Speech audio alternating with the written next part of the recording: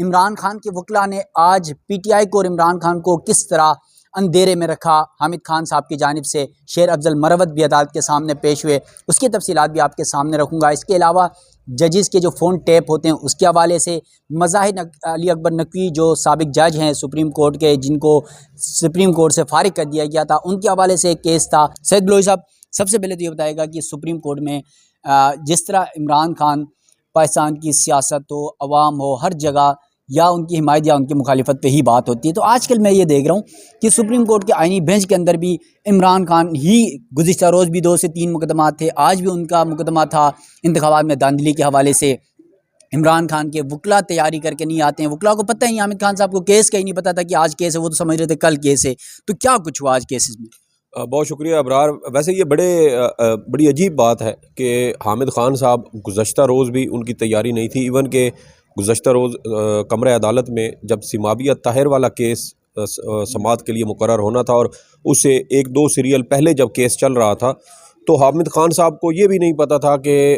غالباً سماویہ طاہر والے کیس میں بھی ان کا نام ہے۔ مجھے اس وقت پتہ چلا جب وہ اپنے سٹاف کے لوگوں کو کہہ رہے تھے کہ اس میں جو آبجیکشن شیٹ ہے وہ کہاں پر ہے،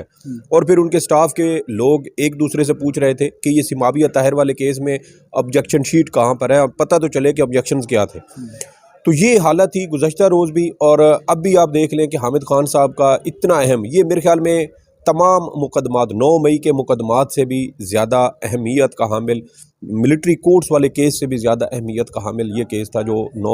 8 فروری کے عام انتخابات میں ہونے والی دھاندلی سے متعلق تھا۔ اور عمران خان، آپ کو یاد ہے جب قاضی فائز عیسیٰ کی عدالت میں نیب ترامیم کیس چل رہا تھا، تو اس وقت عمران خان نے 2-3 بار قاضی فائز عیسیٰ سے یہ درخواست کی تھی کہ ہم نے 9 مئی کے واقعات کی تحقیقات کے لیے بھی اور عام انتخابات میں ہونے والی دھاندلی کے خلاف بھی ہم نے کچھ درخواستیں آپ کی عدالت میں دائر کی ہوئی ہیں، لیکن تاحال وہ درخواستیں سماعت کے لیے مقرر نہیں ہوئیں۔ تو آپ اندازہ لگا سکتے ہیں کہ یہ دونوں معاملات عمران خان صاحب کے لیے کتنے زیادہ اہمیت کے حامل اور کتنے سنجیدہ ہیں کہ وہ قاضی فائز عیسیٰ کی عدالت میں یہ کہہ رہے ہیں کہ ہمارے دھاندلی سے متعلق اور 9 مئی کے واقعات سے متعلق مقدمات کو بھی سماعت کے لیے جلد سے جلد مقرر کیا جائے۔ اور پھر 10 مہینے کے بعد، یعنی 8 فروری کو انتخابات ہوئے اور غالباً فروری کے آخر میں یہ درخواست دائر ہوئی تھی یا مارچ کے شروع میں 22 فروری کو جی، اور اس کے بعد سے آپ دیکھ لیں کہ اب تک تقریباً یہ 10 ماہ بنتے ہیں، اور 10 مہینے کے بعد آپ کا ایک مقدمہ سماعت کے لیے مقرر ہو رہا ہے، اور آپ کی حالت یہ ہے کہ آپ اس کے لیے تیاری کر کے نہیں ہے، تیاری کرنا تو دور کی بات ہے، آپ کو یہ بھی نہیں پتا کہ وہ کیس سماعت کے لیے مقرر ہے۔ اچھا جی، فرض کر لیتے ہیں، آپ دیکھیں نا غلط بیانی کیسے حامد خان صاحب کر رہے ہیں، کہتے ہیں کہ میں سمجھا تھا کہ یہ کیس کل ہے۔ تو بھئی اگر آپ نے کل دلائل دینے تھے تو اس کا مطلب ہے آپ کو پتہ تھا کہ کیس جو ہے وہ 12 کو ہے، تو 12 کو آپ نے یہ تو نہیں کرنا تھا کہ 11 کی رات کو آپ نے بیٹھ کے فائل اٹھا کے تو کیس کی تیاری کرنی تھی۔ آپ ظاہری بات ہے کہ ان سارے حالات و واقعات کو آپ نے کچھ پہلے سے پڑھا ہوگا، کچھ چیزوں کو آپ جو ہے وہ ریڈ آؤٹ کر رہے ہوں گے، کچھ سابقہ جو عدالتی فیصلے ہیں ان کے حوالہ جات کے سے متعلق آپ چیزوں کو لے کر چل رہے ہوں گے۔ تو آپ کا عدالت میں یہ کہہ دینا کہ میں سمجھا تھا کل ہے اور مجھے جو ہے وہ پتہ نہیں تھا، میں تیاری نہیں کر سکا، تو یہ میرے خیال میں خود کو دھوکہ دینے کی کوشش ہے، عمران خان کے کاز کو، عمران خان کی سیاسی جد و جہد کو نقصان پہنچانے کی کوشش ہے۔ اور حامد خان صاحب کا آپ دیکھ لیں کہ ان کا اپنی پارٹی کے لوگوں کے ساتھ بھی ان کا یہ تعلق ہے کہ ابھی حالیہ جو سپریم کورٹ بار ایسوسی ایشن کے سالانہ انتخابات ہوئے ہیں، اس میں شیر افضل مروت صاحب کہتے ہیں کہ ہم نے، اور ہمارے جو وکیل دوست ہیں انہوں نے حامد خان، یعنی کہ جو ان کی اپنی جماعت کا امیدوار تھا حامد خان گروپ کا، ہم نے ان کو ووٹ نہیں دیا۔ کیوں؟ کیونکہ حامد خان کے ساتھ ہماری نہیں بنتی۔ تو یہ وہ سنگین غلطیاں ہیں ابرار جو عمران خان کے اپنے لوگ ان کے خلاف کر رہے ہیں۔ اب یہ جانے انجانے میں ہے جس طرح سے بھی ہے، لیکن اس کا نقصان عمران خان کو ہو رہا ہے۔ اب آپ یہ دیکھیں، انہوں نے کہا کہ اس کیس کو اب سردیوں کی چھٹیوں کے بعد تک اس کو مؤخر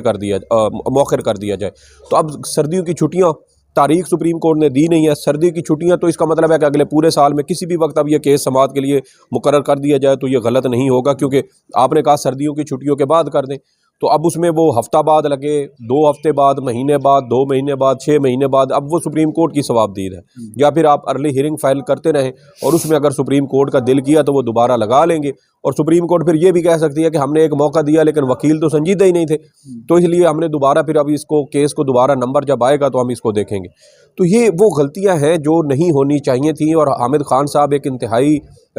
سینئر وکیل ہیں، لیکن ان کا جو رویہ ہے میرے خیال میں وہ اس طرح کا نہیں ہے کہ پاکستان تحریک انصاف جب اتنے بڑے کرائسس سے گزر رہی ہے اور مسلسل 2.5 سال سے گزر رہی ہے، اس سارے معاملے میں آپ کو حامد خان صاحب کہاں کھڑے نظر آتے ہیں؟ یہ سینئر وکیل ہیں، پی ٹی آئی کے فاؤنڈنگ ممبر ہیں، عمران خان کے بڑے قریبی دوست ہیں، رازدار دوست ہیں، لیکن اس کے باوجود ہمیں گزشتہ 2.5 سال میں عمران خان کی جد و جہد یا ان کے ساتھ کچھ دیگر سیاسی لوگوں کی جد و جہد تو نظر آتی ہے، ان کی قربانیاں نظر آتی ہیں، کارکنان کی قربانیاں بھی ایز اے پولیٹیکل اینالسٹ اگر ہم دیکھیں تو ہمیں وہ بھی نظر آتی ہیں۔ حامد خان صاحب نے گزشتہ 2.5 سال میں کیا کیا ہے؟ یہ کس جگہ پر یہ سٹینڈ لیے؟ یہ کون سے ایسے فورم پر یہ گئے اور اپنی پارٹی اور اپنے کارکنوں کے خلاف ہونے والی ریاستی فسادیت پر انہوں نے کوئی بہت بڑا اقدام کیا ہو، کوئی بہت بڑا تیر مارا ہو؟ 4 بار یہ اعلان کر چکے ہیں کہ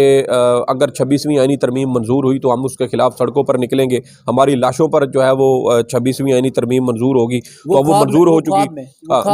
اب وہ 26ویں آئینی ترمیم منظور ہو چکی، اسی ترمیم کے تحت بننے والے آئینی بینچ کے سامنے آپ کھڑے ہو کے عمران خان کا مقدمہ نہیں لڑ سکتے۔ تو یہ بڑھ کے مارنے کی بجائے اگر آپ تھوڑے سے عملی کام کریں اور عملی اقدامات سے چیزیں زیادہ بہتر ہو سکتی ہیں، اور اس سے عمران خان کو اور پی ٹی آئی کو بھی فائدہ ہوگا، ورنہ میڈیا پر بیٹھ کے باہر کھڑے ہو کے بیانات دینا، ان جو ہے وہ بڑے بول بولنا، دوسروں کو دھمکیاں دینا، ان کو تڑیاں لگانا، یہ مسائل کا حل نہیں ہے۔ اس سے آپ عمران خان کو جو ہے وہ اگر نقصان نہیں پہنچا رہے تو فائدہ بھی نہیں دے رہے، اور بلا وجہ کے آپ وسائل کا ضیاع کر رہے ہیں۔ دوسرا آپ دیکھیں کہ سید بلوچ صاحب، آج یقیناً ایک تو یہ انتخابات میں دھاندلی کا کیس تھا، یقیناً پی ٹی آئی کے اپنے وکلاء کی غلطی کی وجہ سے یہ کیس جو ہے چھٹیوں کے بعد تک چلا گیا۔ ایک اور مقدمہ ہے 29 سال پرانا تھا، ججز کی فون ٹائپنگ کے حوالے سے۔ فون ٹیپنگ اس وقت بھی ہوتی تھی، آج سے 29 سال پہلے، اور آج بھی ہو رہی ہے، اس بات سے تو کوئی انکار نہیں کر سکتا۔ صرف ججز ہی نہیں، کوئی ایسا شخص خالی نہیں جس کی فون ٹیپنگ نہیں ہو رہی۔ تو یہ کیا مقدمہ تھا؟ اور اس پہ ویسے بھی حکومت نے جو آئینی بینچ ہے اس نے 4 صوبوں کے ایڈوکیٹ جنرل سے رپورٹ مانگی ہے اس حوالے سے، تو کیا کچھ تھا یہ؟ دیکھیں ابرار، میرے خیال میں اب اس کیس کی کوئی اہمیت ہی نہیں ہے جو فون ٹیپنگ والا ہے۔ مقدمہ پرانا ہے، آپ کو یاد ہوگا کہ 90 کی دہائی میں بھی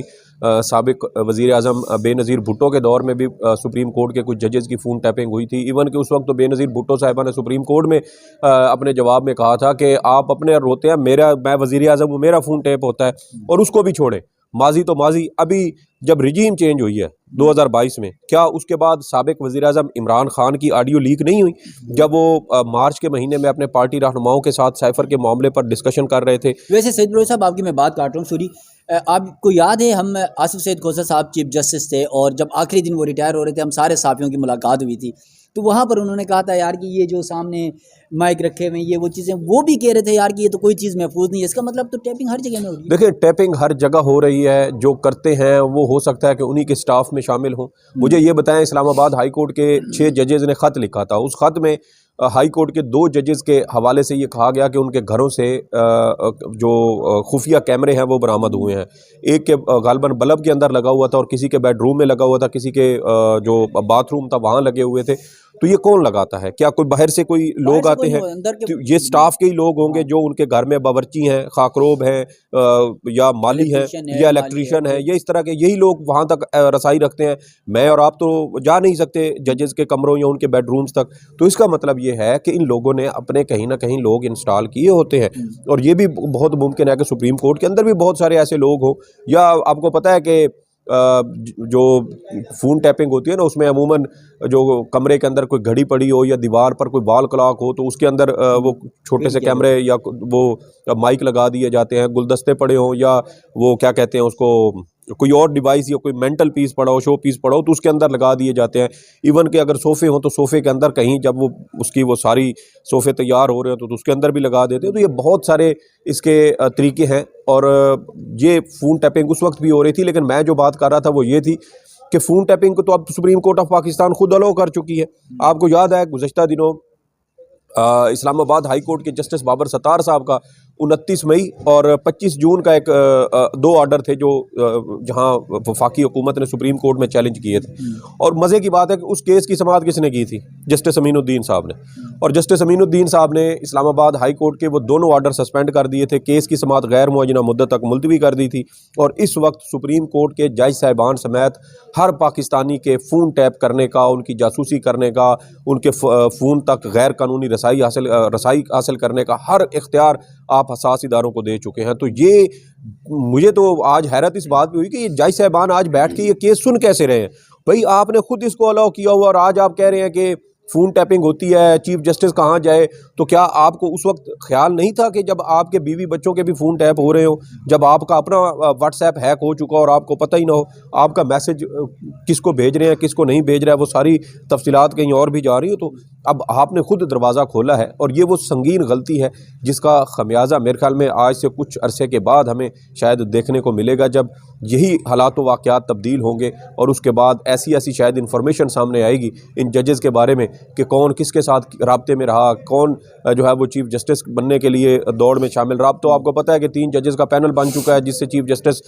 جو ہے وہ نامزد ہوتے ہیں، تو اب وہاں پر کون کس کے لیے کس طرح کیا کیا PR کرتا رہا، اب تو ان کے پاس قانونی اختیار ہے، وہ کہیں گے جی ہم نے فون ٹیپ کیا، دیکھیں یہ چیزیں سامنے نکلی ہیں۔ ججز اپنے کام کے لیے اس طرح یہاں جا کر سفارشیں کرواتے ہیں، پاؤں پکڑتے ہیں، اور یہ سب کچھ ہوتا ہے۔ تو یہ ان کو خود خیال کرنا چاہیے کہ آج اگر آپ کے پیچھے کوئی کھڑا ہے تو پھر کل کو کسی اور کے پیچھے ہوگا تو پھر آپ اکیلے ہو جائیں گے۔ ہم نے تو یہاں پلک جھپکتے حالات و واقعات تبدیل ہوتے دیکھے ہیں۔ تو یہ کہہ دینا کہ آج جو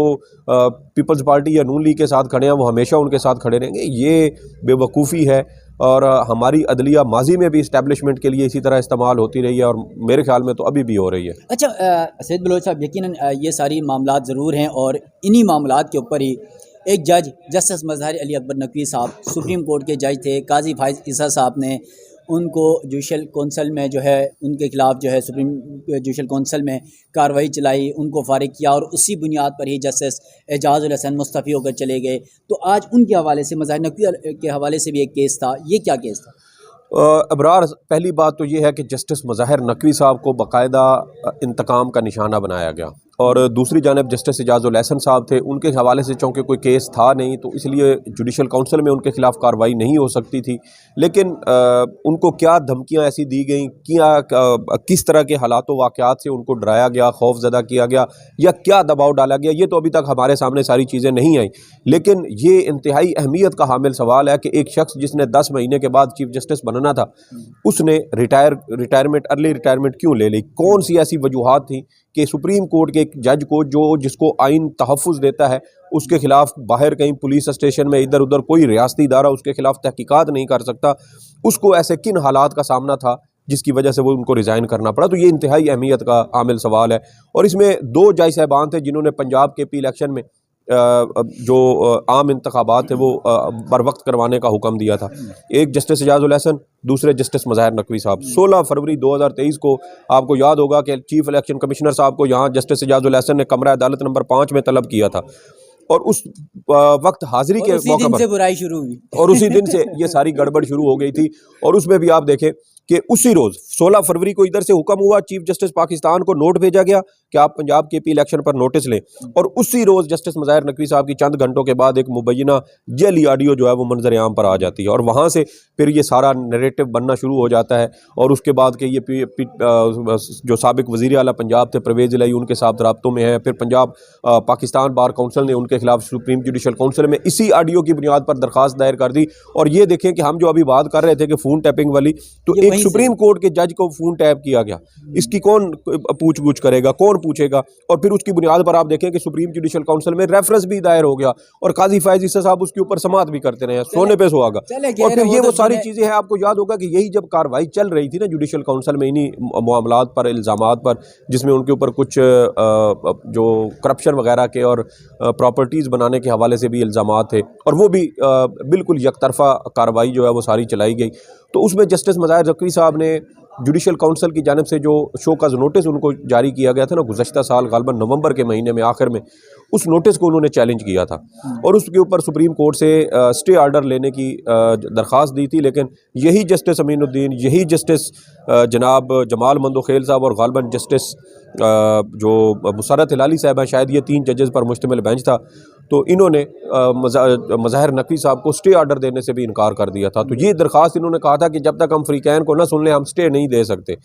تو اس کے بعد پھر انہوں نے دوبارہ اس کیس کو پرسو ہی نہیں کیا تھا، اور آج یہ کیس لگا ہے تو اس کو پھر انہوں نے غیر مؤثر قرار دے کر خارج کر دیا۔ چلیں، یہ تو سپریم کورٹ میں معاملات ہوتے رہتے ہیں، پاکستان تحریک انصاف کے مقدمات بہت سارے ہیں، ابھی عمران خان کے معاملات ہیں، اس کے علاوہ 9 مئی کے واقعات ہیں، فوجی عدالتوں میں سیولینس کے ٹرائل سے متعلق کیسز ہیں، بہت سارے کیسز ہیں، دیکھتے ہیں پاکستان تحریک انصاف کے وکلا کیا کہتے ہیں۔